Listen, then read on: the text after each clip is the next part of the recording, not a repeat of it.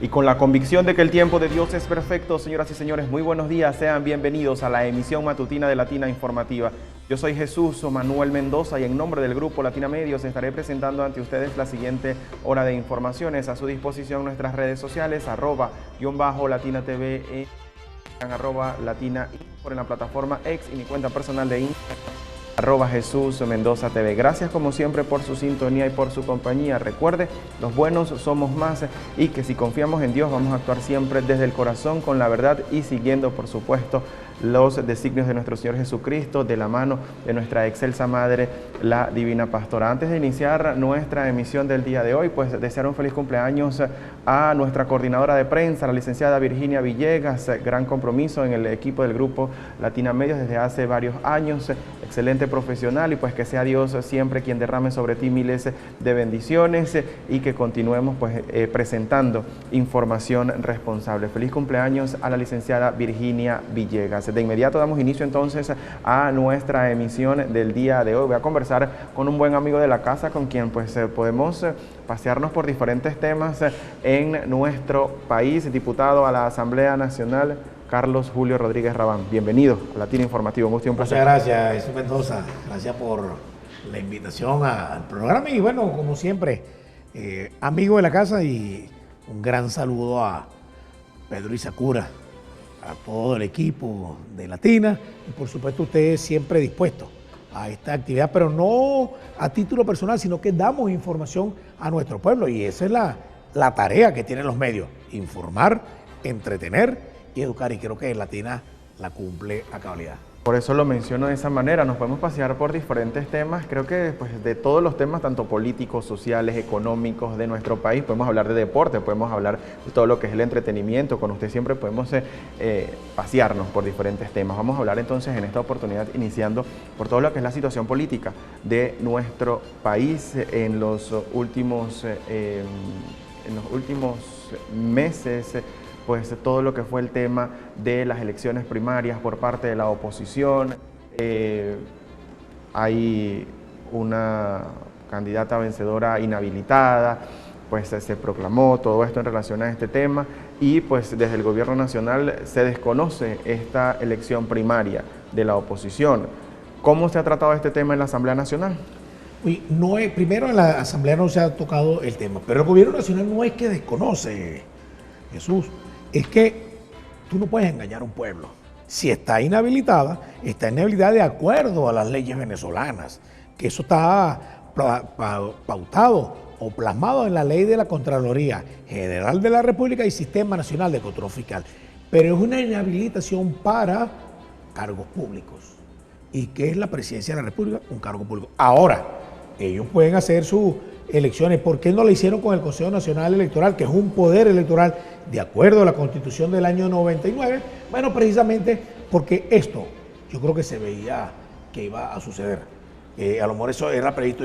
¿Y en qué elección tú ves que una persona gana con el 99% y el otro gana con el 2%, el 3%? Eso son cosas que hay que tener cuidado. Sin embargo, el proceso lo llevan las leyes porque es que hay que respetar es a un pueblo que a lo mejor está en contra del gobierno revolucionario y tiene razón de estar, o puede no tenerla, pero oye, estamos hablando de un pueblo que en democracia puede estar a favor o en contra del gobierno, pero lo que sí no puede estar en contra ninguna persona es de las leyes.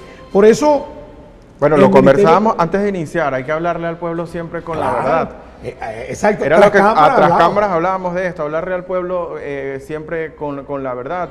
Y en este caso, pues en todo este camino eran 13 candidatos en las elecciones primarias de una organización política o de una tendencia política en nuestro país, pero hubo un candidato que pues estuvo inhabilitado y semanas antes se retiró de todo este proceso electoral. Sí, es que es importante eso, o sea, fíjate, lo importante a veces es buscar qué hay detrás de las cosas, qué hay detrás de esa actividad. Ella sabe, pero todo el que está inhabilitado, si Rodríguez Rabán está inhabilitado, bueno, yo sé que yo no puedo ser candidato a alcalde, pero yo puedo hacer actividad política porque yo no tengo una inhabilitación política.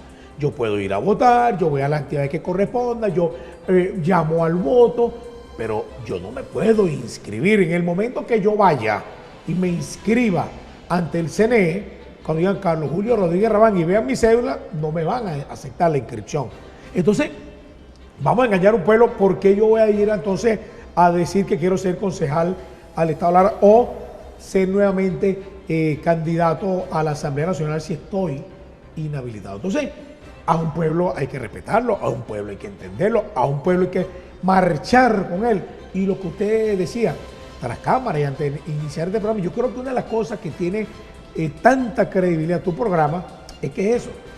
Tú puedes compartir o no las acciones de gobierno, pero lo que es bueno, ahí hay que llamarlo bueno. Y lo que es malo, hay que llamarlo malo. Si hay huecos en alguna calle, ¿por qué lo vamos a negar? Pero si lo reparan, ¿por qué no lo vas a decir? No estamos zona de silencio en cuanto a servicios públicos. Y bueno, podemos tenerla, la podemos denunciar. Y esos son los medios de comunicación sin tomar partido político. Porque ustedes son el medio, más no son el fin. Tienen que informar. Pero si se corrigen los errores o las fallas que existían, también hay que informarlas. Y yo creo que esa es una de las grandes responsabilidades que tenemos. Mira, hay que asumir, perdimos. Hay que asumir, ganamos. Yo me inscribí, pero hay que asumir, estoy inhabilitado. ¿Por qué no hay una apelación o no hubo una apelación a esa decisión de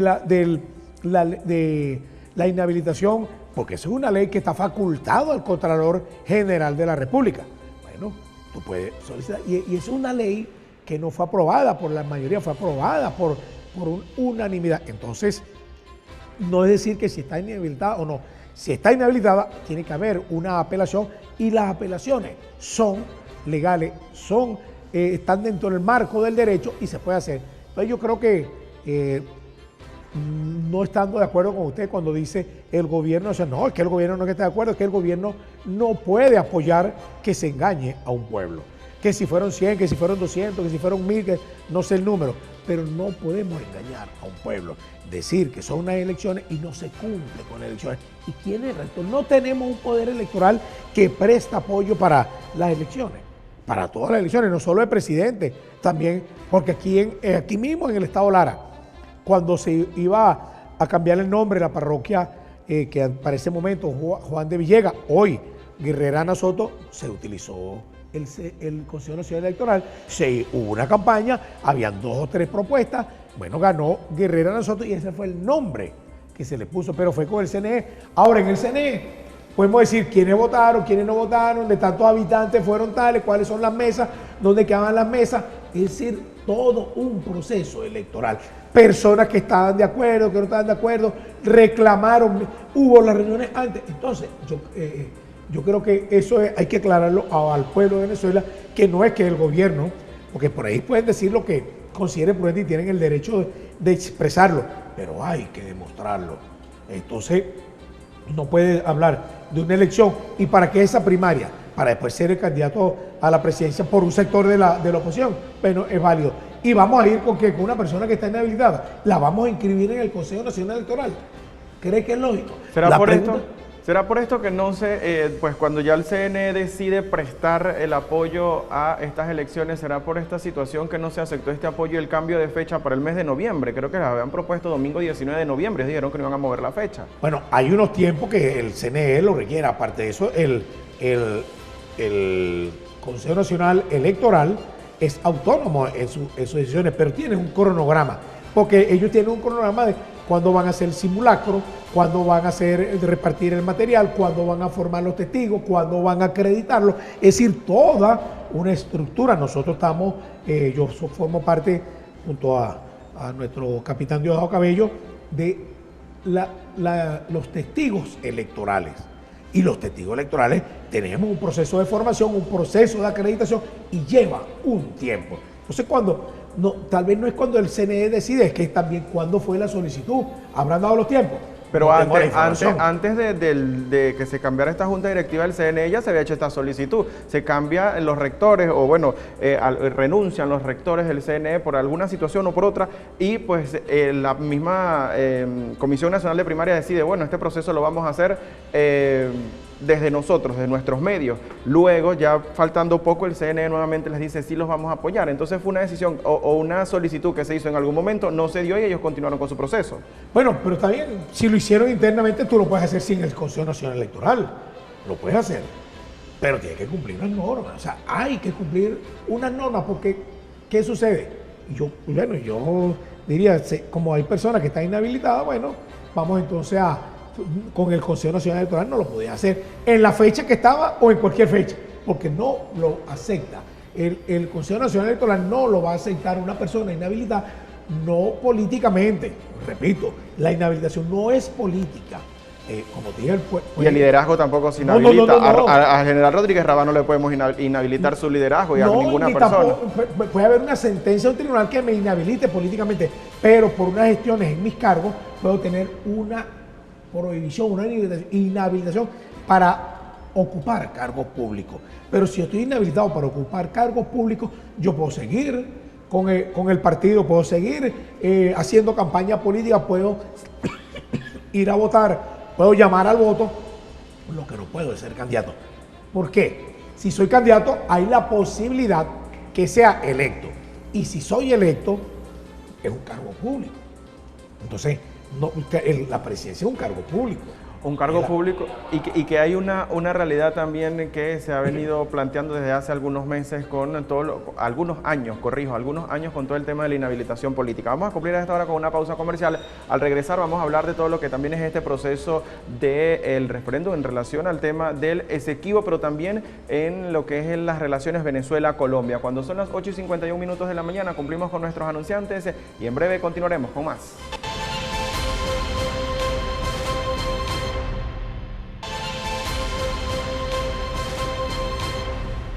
Gracias porque continúan en nuestra sintonía. Puede visitar nuestro portal notiprensadigital.com para conocer los hechos más resaltantes en materia de política, sucesos, economía, entretenimiento, entre otros, notiprensadigital.com. Avanzamos con nuestra entrevista del día de hoy, viernes 10 de noviembre, ya pues 10 días del mes número 11 de este año. Ya nos acercamos a una de las fechas más bonitas que celebramos, como es la Navidad, aunque creo que los 365 días del año hay que celebrarlos, hay que darle gracias a Dios porque respiramos, porque estamos, y en mi caso porque me da la oportunidad de estar con ustedes para presentar información responsable, por tener una familia maravillosa y un gran equipo de trabajo. Vamos a avanzar conversando, general, en relación a el tema del Esequibo. Se dice que no es un tema político en nuestro país. Se dice que pues, es un tema que es por la defensa de un territorio que es de todos. Muchas personas lo han catalogado como un tema político dentro de Venezuela, porque creo que a veces, y lo digo muy responsablemente, a veces el principal problema que tenemos, que peleamos entre nosotros, no nos entendemos y creemos que todo es político. Un vaso de agua es político, o un vaso con agua es político, un río es político, todo es político. Pero hablando del tema propiamente del Esequibo, muchas personas han dicho que esto es interés del gobierno nacional recuperar por los recursos que allí nos pueden ayudar económicamente, por todo lo que esto amerita para nosotros. Pero ¿es un tema político o no es un tema político dentro de Venezuela y fuera de Venezuela? Porque son dos vertientes. Bueno, primero quiero hacerme solidario con el comentario que hiciste al principio, que todos los días son bonitos, desde el 1 de enero hasta el 31 de diciembre. Todos los días le damos gracias a Dios y respetando las creencias religiosas. Nosotros que creemos en Dios, le damos las gracias todos los días por esta gran oportunidad de estar contigo, que siempre estoy casi como una vez al mes, cada mes y medio, pero tenemos una frecuencia. Y siempre hay un tema de que conversar. Claro, porque siempre tenemos que informar al pueblo, repetimos, una de las funciones de los medios de comunicación es informar, y más con su nombre que es Latina Informativa. Es decir, Latina informando al pueblo, cumpliendo como misión. Pero bueno, la pregunta que usted me hace, que creo que es importante para nuestros usuarios y usuarias, cuando usted me hace que sea un tema político, indudablemente que sea un tema político. Si es un tema político, porque nosotros vamos a hablar y vamos a defender la Constitución de la República Bolivariana de Venezuela, que la Constitución, como cualquier Constitución del mundo, es una carta política, a diferencia de esta Constitución que en el año 1999, su preámbulo y sus 350 artículos nosotros tuvimos la suerte de escoger, ir a un referendo, primero si queríamos ir a constituyente y después ir al segundo referendo que era relacionado con la aprobación, y fue aprobada por el pueblo en el año 1999. Entonces sí es un asunto político, pero lo que no es de partidos políticos. Yo vengo acá, indudablemente, yo soy parte de un partido político, yo soy militante de un partido político, soy diputado, o el pueblo me hizo diputado por apoyar una tolda política, un proyecto político de un partido que luego se lleva al país. Pero en este caso estamos con la lucha por la defensa de nuestro Esequibo, la Guayana Esequiba, que es el margen izquierdo o el oriente del río Esequibo. Entonces lo que nosotros llamamos a la unión, y aquí hay que tener ese cuidado. Fíjate que muchos lo han dicho, muchos personeros políticos, ¿quién es el candidato ahorita a seguir el 3 de diciembre? ¿Quién es? Venezuela. Venezuela. El candidato es la Guayana Esequiba. Nosotros, y esto sí queremos claro, mire, esto es una diplomacia bolivariana de paz. Nosotros acá no se está hablando de golpes de tambores, de ruidos de sable, de movilización de unidades. No, esto es por el medio diplomático. Nosotros, nuestro presidente Nicolás Maduro, cumpliendo siempre el lineamiento de nuestro comandante Chávez, es la diplomacia bolivariana de paz. La guerra no nos trae nada, y las amenazas tampoco. Nosotros sí tenemos que ser claros, nosotros tenemos que apoyar esto. Bueno, que le tocó al presidente Maduro, bueno, es cierto, es un sentimiento nacional, sí es un sentimiento nacional, como la canción de Guaco, esa tan agradable, un sentimiento nacional, porque es que nosotros podemos tener diferencias, y yo creo que usted y yo hemos tenido acá algunas discusiones sanas. Algunos diálogos sanos. Más que discusiones, puntos de vista encontrados que son necesarios, porque nuestros usuarios y usuarias son quienes van a decidir. Aquí yo doy información, usted tiene la obligación de preguntarme, de escuchar sus mensajes, leerlos y hacerme las preguntas, y yo tengo la obligación de dar mi punto de vista. Pero usted, usuario y usuaria, es quien toma la decisión y hace su propio concepto. Entonces, sí es un tema político. Lo que sí llamamos ahorita es a todos. De hecho, hoy en la tarde, vamos a estar en la Universidad Nacional Experimental de la Seguridad compartiendo de la Constitución, la democracia participativa y protagónica. Pero ya es una charla que tenemos, o un conversatorio que tenemos bastante tiempo dando. Mañana vamos a estar, Dios mediante, en la Universidad Martin Luther King en Cabudare, con los nuevos alumnos o los nuevos ingresos. Pero ¿por qué? Porque vamos a hablar del Esequibo. Porque fíjate, Jesús y nuestro querido usuario y usuaria, cuando hablamos del Esequibo, es una democracia participativa y protagónica. Me va a decir, bueno, ¿y dónde está eso? Bueno, en la misma Constitución, porque esto tiene una base constitucional. Yo quisiera aquí, si me permite... ¿En qué artículo de la Constitución, general? Era lo que le conversábamos. Porque siempre hablamos en el tema que usted siempre anda acompañado de la Constitución para hablar de los artículos que establece el respeto a nuestro territorio, el cumplir nuestros derechos, también nuestros deberes. Entonces, ¿en qué parte de la Constitución podemos hablar de todo esto? Bueno, fíjate, tendríamos que darnos un paseo por la Constitución muy brevemente. Rápido. Brevemente. Si vamos a la Constitución, vamos a buscar el artículo 1, que esta es una referencia y es muy buena, porque vamos a darla muy rápido. Tomen nota, por favor. El artículo 1, que nos dice que la República Bolivariana de Venezuela es irrevocablemente libre e independiente, y fundamenta su patrimonio moral y sus valores de igualdad, libertad, justicia y paz internacional en la doctrina de Simón Bolívar, el Libertador. Y ahora viene en el segundo párrafo, nos dice: son derechos irrenunciables de la nación la independencia, la libertad, la soberanía, la inmunidad, la integridad territorial y la autodeterminación nacional. Ese es el artículo 1. Pero vamos al 5, y por eso es que vamos a hacer, entre otras cosas, el referendo. El artículo 5 nos dice: la soberanía reside intransferiblemente en el pueblo, quien la ejerce directamente en la forma prevista en esta Constitución y en la ley, e indirectamente mediante el sufragio por los órganos que ejercen el poder público. Lo voy a dejar el segundo párrafo. Aquí vamos llevando pero vamos al 10 que nos habla del territorio. El capítulo primero del territorio y demás espacios geográficos, estoy leyendo porque es que queremos que no sea la voz de Rodríguez Rabán, sino la voz de esta carta política que nos dimos los venezolanos, que no es más que la Constitución de la República Bolivariana de Venezuela. El artículo 10 nos dice: el territorio y demás espacios geográficos de la República son lo que correspondían a la Capitanía General de Venezuela antes de la transformación política iniciada el 19 de abril de 1810, con las modificaciones resultantes de los tratados y laudos arbitrales no viciados de nulidad. El laudo arbitral de París, el gobierno no lo reconoce, Venezuela nunca lo ha reconocido, nunca ha sido parte, entonces está viciado de nulidad y no lo reconocemos. Estamos hablando de la Capitanía, los terrenos son lo que corresponde a la Capitanía General de Venezuela.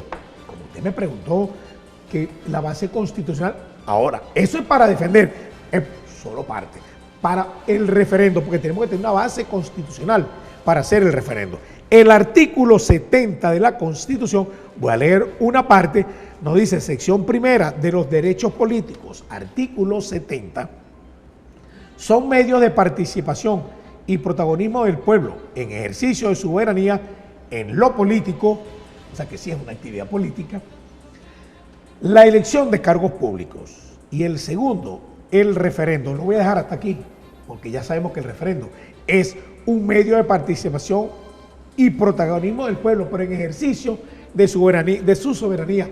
Y cuando hablamos de su soberanía, estamos hablando del artículo 5 de la Constitución, que reside la soberanía intransferiblemente en el pueblo. Por eso es que no es un invento del presidente Nicolás Maduro. No es un invento de un gobierno para opacar las acciones de la oposición. Este es un sentimiento de patria. Pero hubo partidos de la oposición que pues hicieron todo lo que es el tema de la adhesión en todo el país, no fue nada más. Pero ellos no están apoyando al presidente Nicolás Maduro. Ellos están apoyando el territorio. Están apoyando a los venezolanos y a las venezolanas. Ellos no están diciendo estamos con Maduro, no, estamos con el presidente de la República, que a su vez es el jefe de Estado. Y eso, bueno, el presidente está pidiendo, bueno, pero hay partidos políticos que se han adherido en su mayoría, ¿a quién? A la elección o a este referendo del 3 de diciembre. Fíjate, el artículo 71 aquí da la base textual o taxativa de este referendo. Y nos dice, sección segunda del referendo popular, artículo 71. Las materias de especial trascendencia nacional podrán ser sometidas a referendo consultivo. Y vienen las opciones. Uno, bueno, no lo dice uno, dice, por iniciativa del presidente o presidenta de la República en Consejo de Ministros. Esto no sucedió así. No fue el presidente Nicolás Maduro quien hizo en Consejo de Ministros esta solicitud del referendo. Pero hay otra opción que nos dice, por acuerdo de la Asamblea Nacional, aprobado por el voto de la mayoría de sus integrantes. Este fue un acuerdo de la Asamblea Nacional con el voto unánime. Es decir, los 256 del gran polo patriótico Simón Bolívar y los 21 de la oposición, ¿qué hacen? Solicitan de manera unánime o aprueban este acuerdo. Entonces, se cumple y se va al CNE, Consejo Nacional Electoral, como poder electoral, haciendo la solicitud basada en la Constitución, artículo 71. El CNE hace todo lo que le corresponde, entre otras, se le llevan las preguntas, él las revisa, las consulta al Tribunal Supremo de Justicia para que se pronuncie sobre su constitucionalidad, y resulta que el Tribunal Supremo de Justicia declara que son constitucionales las preguntas. Entonces, con esas 5 preguntas vamos al referendo este 3 de diciembre. Entonces yo creo que... ¿Cómo se prepara el país para este referendo del 3 de diciembre? Oye, en eso estamos, trabajando, luchando y venciendo un posible enemigo que sea la abstención. Pero es que vamos viendo y estamos haciendo la campaña, y precisamente uno pudiera decir, oye, puro referendo, pero es que todo el pueblo tiene que estar informado. Fíjate que ahí hemos estado en diferentes reuniones y se ha preguntado si queremos la máxima participación. Bueno, hay que esperar una decisión del CNE porque se le ha hecho una propuesta porque los militares, hay muchos que se han ido llevando a la frontera y por supuesto en sus centros no podrán votar. Entonces se está buscando el mecanismo, pero no solo los militares, porque ellos no tienen la prioridad nada más, pero hay muchos trabajadores, trabajadoras que por razones geográficas se han tenido que movilizar o el día de su elección, del día del referendo, domingo 3 de diciembre, van a estar cumpliendo otra función. Otros que por cualquier razón están fuera o lejanos a su centro de votación y sabemos que puede ser difícil llegar a la elección. Si queremos aumentar la participación, bueno, ya se la ha consultado al CNE, pero no puedo adelantarme porque no soy la persona indicada hasta que el CNE, Consejo Nacional Electoral, diga cuál es el mecanismo y cuáles son los centros que van a ser utilizados para aquellas personas que estén fuera de su centro electoral.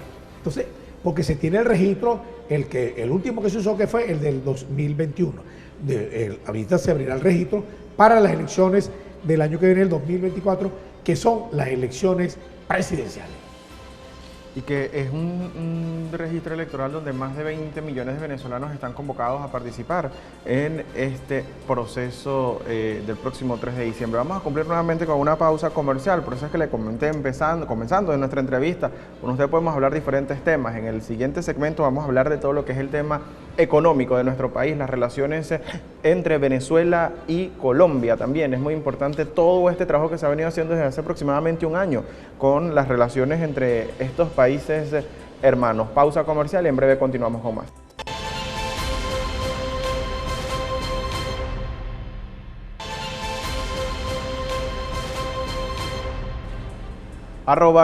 @Latina TV en Instagram, @Latina Info en la plataforma X, mi cuenta personal de Instagram, @Jesús Mendoza TV. Continuamos con nuestra entrevista del día de hoy, conversando con el general Rodríguez Rabán, diputado también a la Asamblea Nacional por nuestro estado Lara. General, pues vamos a hablar en este segmento las relaciones Venezuela-Colombia, la economía en nuestro país y de dos países hermanos, como es Venezuela y Colombia. Sí, es importante hablar de Colombia porque usted lo ha dicho, tenemos Brasil como país fronterizo, país hermano, sin embargo, las relaciones que existen con Colombia, por lo menos en el Táchira, en la de la frontera en San Antonio, yo creo que es una de las fronteras más movidas, por lo menos en Latinoamérica, y hay que verlo de esa manera, y las diferencias que han existido no son entre los pueblos, porque los pueblos son hermanos, ha existido diferencias siempre con los presidentes o los gobiernos de turno. El caso ahorita de Petro, indudablemente es un cambio, y podemos ver como las noticias que le dan lo dice Diego Cabello, ahorita sí se ven que capturan droga, y antes no existían, qué casualidad. El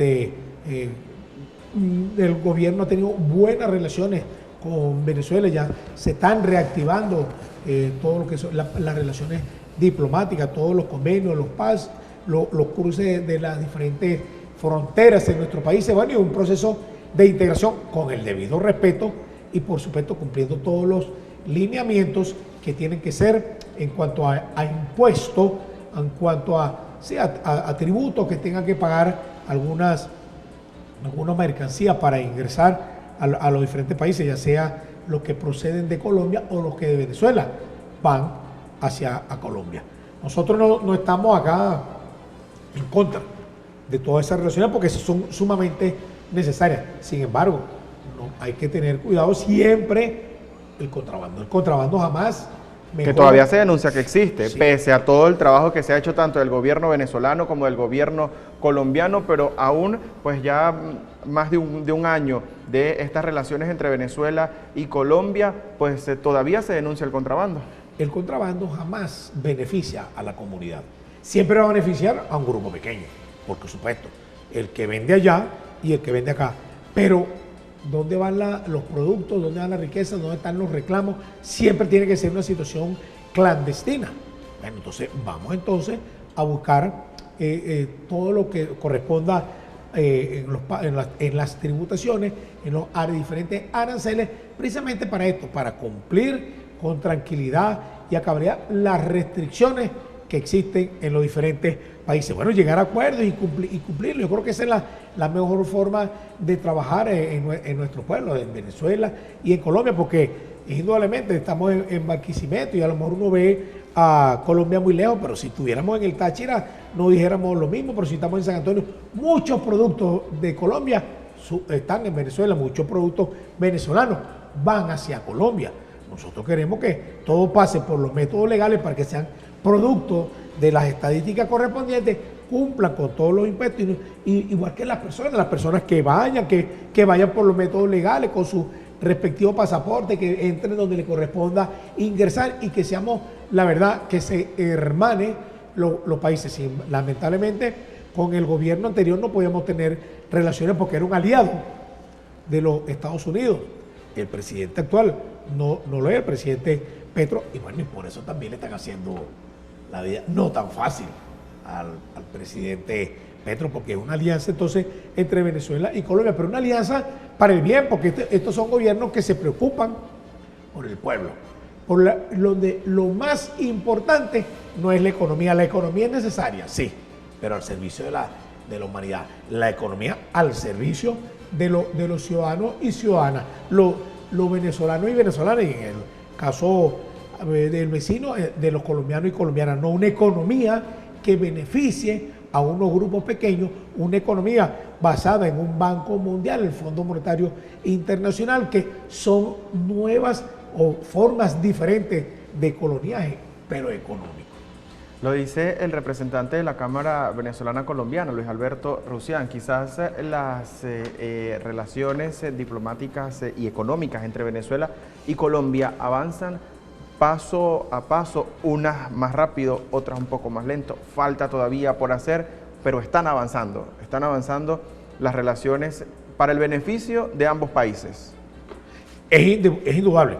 Cuando existe este tipo de relaciones, son las economías las que se movilizan, pero tenemos que tener economías dedicadas a nuestro pueblo. Por eso es que es una revisión constante, y como tuvimos, lamentablemente, un cierre o una ruptura de relaciones, entonces lo que pasaba era de contrabando en su mayoría. Nosotros no podemos de esa manera generar un desarrollo para un país y mucho menos llevar un control. ¿Y qué queremos? Jesús, ¿qué queremos, usuarios y usuarias? Que Venezuela cada día sea mejor. Que sea el país donde nacimos, pero no solo donde nacimos, sino el país donde luchamos, pero el país que nosotros vamos mejorando, pero no en 500 años. Nosotros queremos que cada día estemos mejor, por supuesto, porque tenemos que tener garantía de todo. Fíjate el caso nefasto de la ayuda humanitaria en el año 2019, que ni era ayuda, ni era humanitaria, ¿de dónde venía?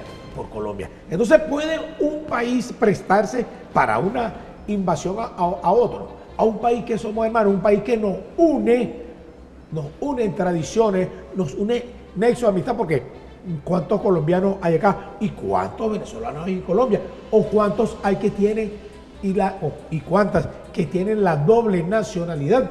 Bueno, por ser países fronterizos, por ser países que tienen tradiciones, es algo normal. Compartimos el mismo idioma, los llanos son los mismos, nos divide el Arauca, pero tenemos el mismo, los cantantes venezolanos de música criolla cantan allá en Colombia. Pero y los vallenateros cantan en Venezuela. Pero es que son países hermanos. Y los gaiteros también cantan allá en Colombia. Porque entonces no estamos, esa diferencia hay que reducirla.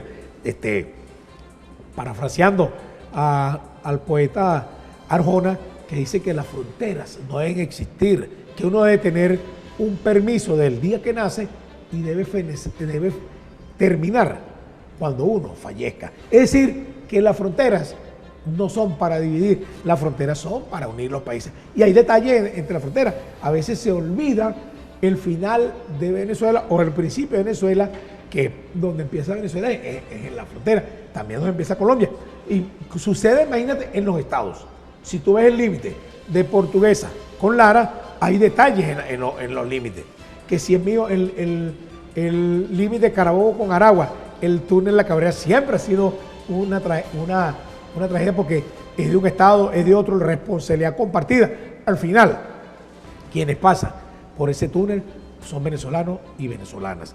¿Quién pasa las fronteras de Venezuela y Colombia son colombianos y colombianas y también venezolanos y venezolanas que hacen vida juntos. Y yo creo que hacia allá vamos. En esta democracia bolivariana de paz, donde lo importante es el ser humano, las relaciones políticas, las relaciones diplomáticas, para beneficiar en el marco del respeto, en el marco del derecho, a la mayoría o a la inmensa mayoría de la población. General, muchísimas gracias por asistir el día de hoy. Nuestra pantalla amable. siempre abierta para dar a conocer los temas más importantes de nuestro país, porque en algún momento hablábamos de lo que se realizaba en la Asamblea Nacional y algunos que otros temas, pero ya hoy en día hablamos de todo el panorama nacional y también internacional. Muchísimas gracias por asistir. Igualmente, muchas gracias. Amigos, de esta manera nosotros colocamos punto final a la emisión matutina de Latina Informativa. Gracias siempre por su sintonía y por su compañía. Yo soy Jesús Manuel Mendoza y en la vida solo nos queda continuar caminando haciendo el bien sin mirar a quién. Para todos deseo un feliz y bendecido viernes y que la Divina Pastora les acompañe.